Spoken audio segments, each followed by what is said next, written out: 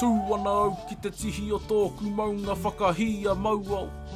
Ka titiro kaunoa au ki ngā waika napanapa o tauranga moana, taku pātaka kai purena koa.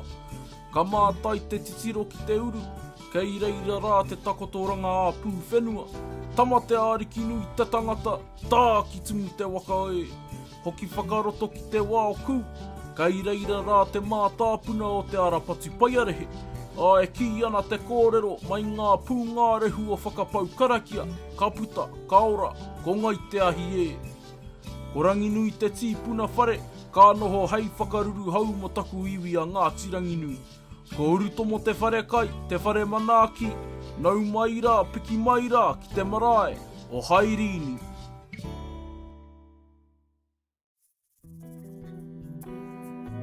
Rongo kako te teko tuku kai runga, rongo kako ana tu mai ko tama te ariki nui. Aka moia tama te ariki nui, tana kuia i upala pala. A kupo te mai ko rangi nui e tū mai nei, e ki hu mai ki ngā hapu katoa, ko mātou ke te tai, ko mai te ahi. We know that with our whakapapa, a lot of our maraes, oral traditions vary, and it's no different from here. When I said that all kako, they married Uri Whenu and they had Tamate Ariki Nui, who married Ihu Parapara, and they had Rangi Nui. Well, there's different versions, but this is the kōrero that was given to us, and so we hold to that. Hei koe tō kōrero kei te pai. We don't dispute anybody else's whakapapa, we just say, well, this is what we've been told, and we have to ke rātou, mō rātou ake kōrero. Our first whare was opened in 1899 by the Kingmaker's son. Initially it was going to be King Mahutu was to come to Tauranga to open Wairakua at the same time.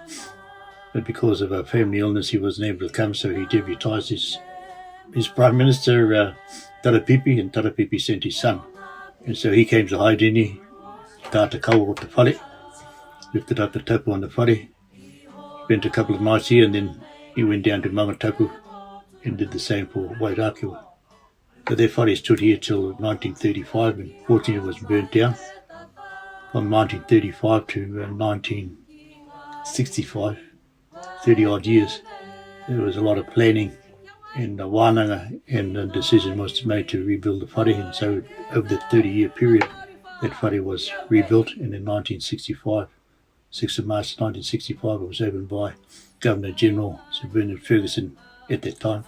He mua te awa te ata tū, I tai mai a tira mai Waikato tainui, ki kōra ki tū, te tāta kaua, I te whaiwhai haringa tikanga mai. So they lifted up the tikanga pre-dawn.